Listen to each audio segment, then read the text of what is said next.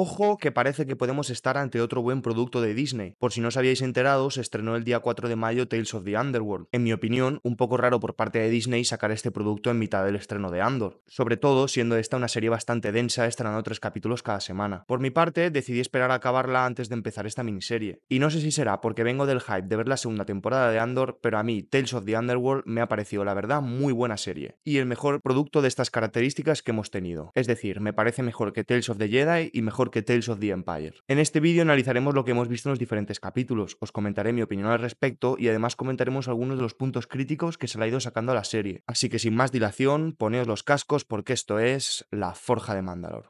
But I want them alive. No disintegrations. As you wish.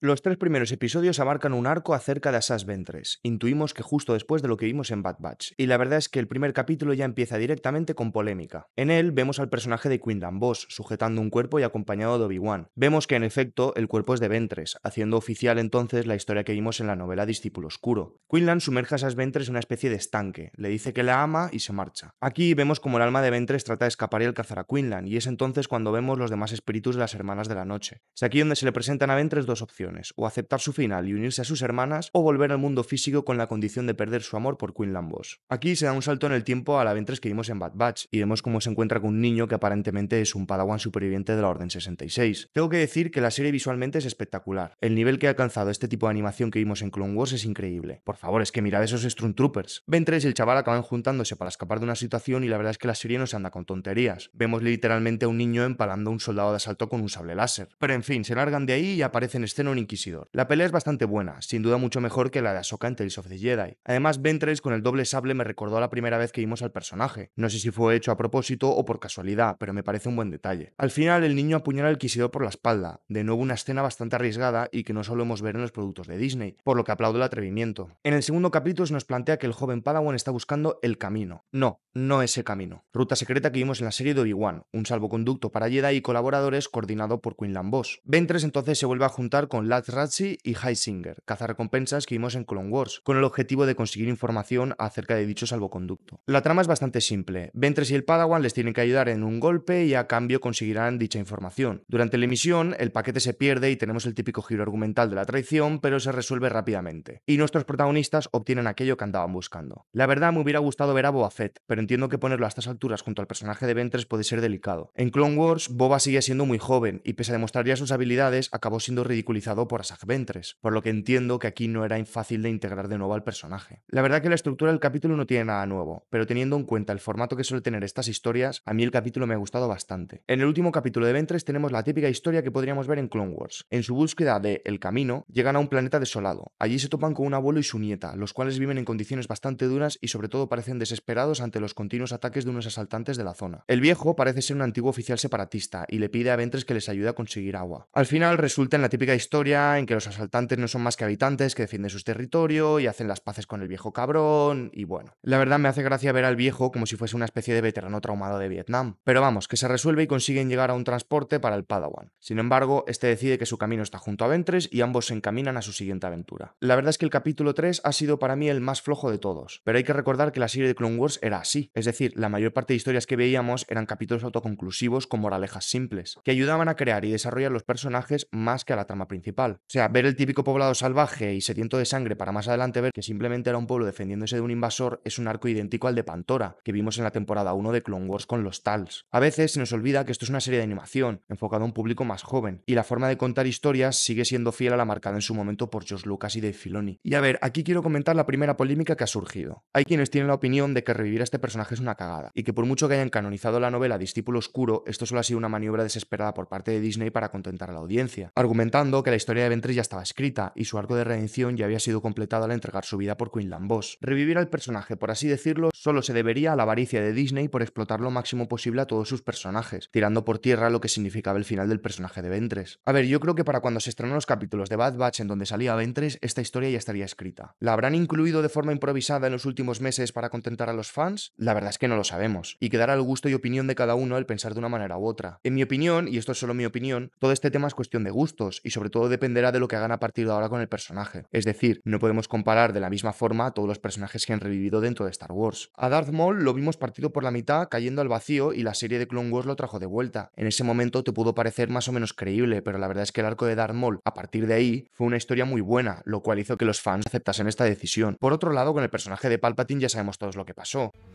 Somehow Palpatine returned.